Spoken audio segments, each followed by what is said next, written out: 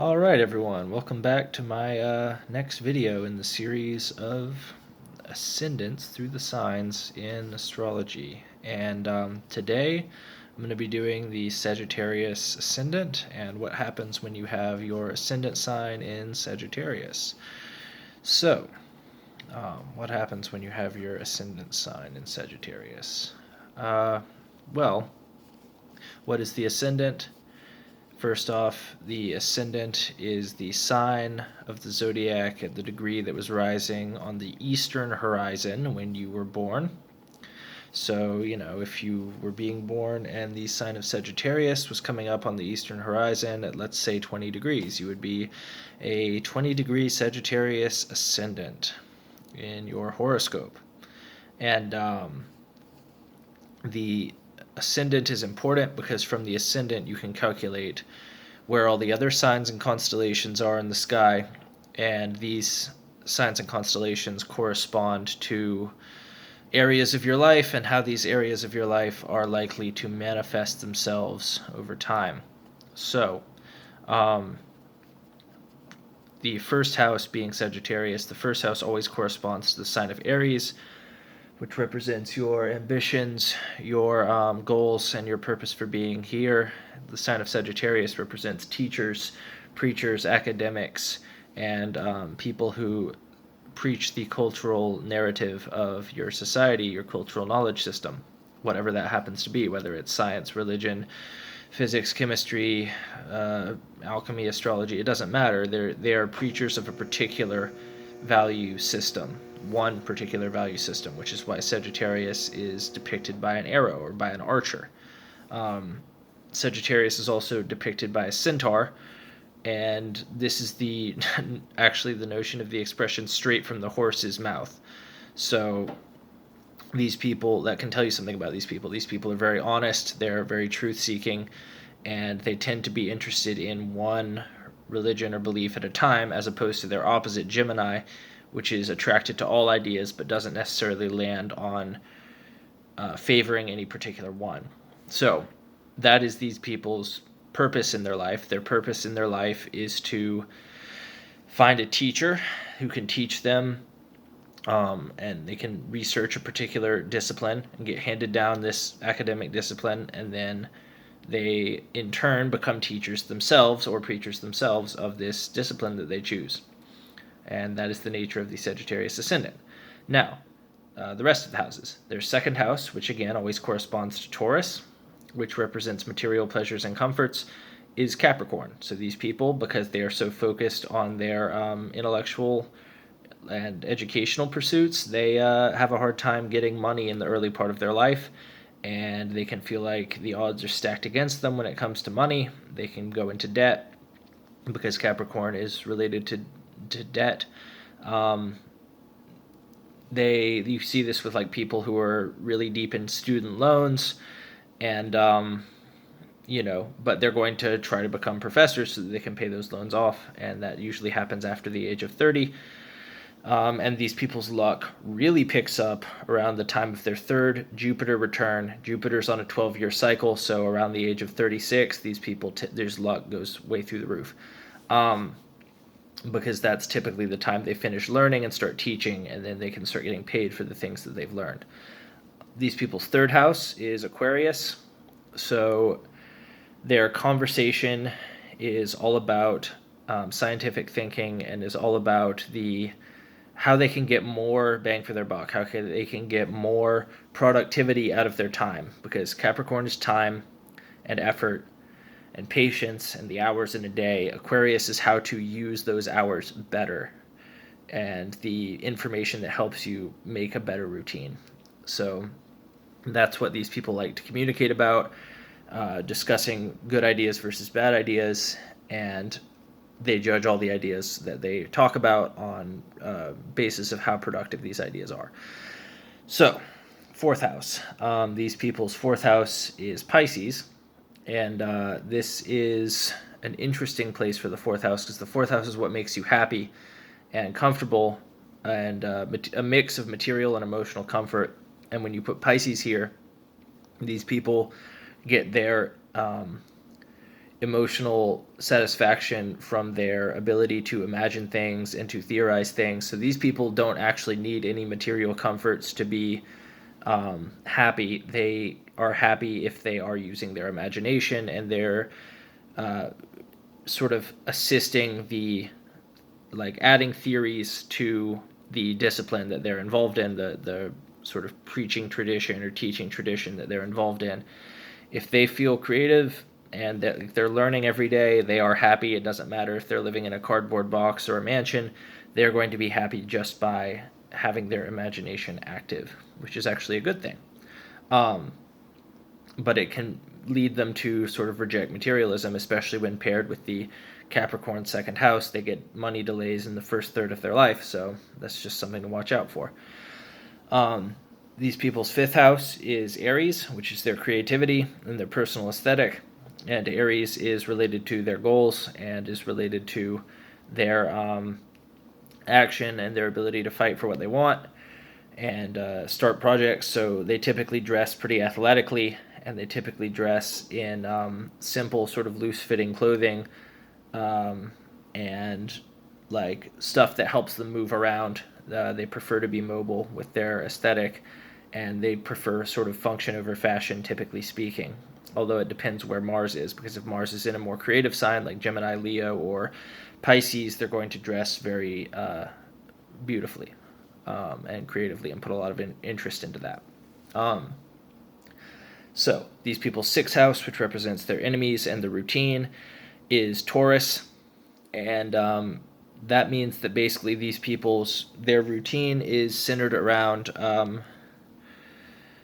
like, it's a very stable routine. I wouldn't necessarily call these people like materialistic in their routine, but they do need to maintain a certain amount of money and income, and they take their jobs pretty seriously because obviously, if you're going to be researching things, you need money and you need a routine that can keep you alive.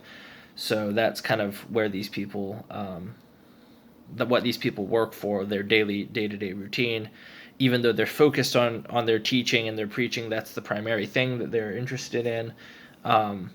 They do still need to keep themselves alive, so they have a very practical approach and intellectual, or not intellectual, but very informed approach to money, and they know a lot of things about money that other people might not. So that is another good thing. But I wouldn't necessarily say that making money inspires them. Teaching inspires them, but you need to make money so you can teach. These people's seventh house, which is their relationships and their partnerships, is Gemini. So they tend to be interested in a person who is very sort of intellectually all over the place. They're somebody who's very intelligent, but doesn't necessarily land on any one ideology or any one philosophy, because that's the opposite of Sagittarius, and your partner is supposed to be something related to your opposite. Now, depending on where Mercury is, they might have a partner that's more philosophical. Like if their Mercury's in Sagittarius or Pisces, they'll get somebody who's philosophical like them. But if their Mercury's in most signs, they're going to find somebody who's more scattered and more sort of all over the place with their intellectual pursuits. And this also means that they can be attracted to somebody who's interested in either philosophy or sales, because those are the two things that Gemini really represents. So, these people's eighth house is Cancer, and eighth house represents their commitment to their partner, but it also represents their research, and it represents their sort of depth research. And Cancer is the sign of emotional and material satisfaction. So the things that these people love and make them happy is research. So that's good, because they're designed to sort of learn. So it helps to love research and love sort of understanding new things. Although if their moon is badly placed, this can be a person who gets very cognitively dissonant when they're approached with new information. So it's very good to have a good moon when you're in this, because it's really good when you're a Sagittarius ascendant, because it's really going to help your research out to have a stable mind and emotional state.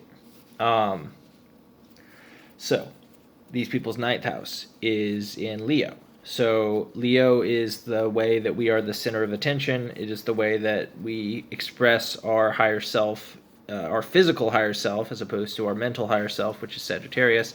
So these people feel like they're the center of attention when they are doing ninth house activities, which is preaching, teaching, all the things related to the sign of Sagittarius.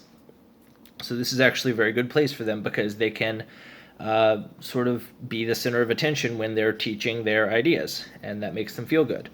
So the downside of this can be if they let their ego get involved with their teaching, then anytime they're presented with new ideas, they feel like it's a power struggle. So it is best to have a good place sun so that they're very confident, so that they can take criticism and opinion without having to shut the other person down by yelling over them, which I've seen a lot of people do if they have badly placed suns with this. So their 10th house is Virgo. So these people tend to have their routine delayed because the 10th house is delayed gratification, and anxiety, and Virgo is your routine, your health. So these people do put a lot of work into their health, and their health does tend to get better over the course of their life. Again, the sort of state of their health is going to depend on where Mercury is placed. So if you have Mercury in Pisces or a water sign, your health can suffer. But if you have Mercury in like Virgo or an earth or an air sign, you can actually make leaps and bounds with your physical health over the course of your life while you're teaching. So that's a good thing.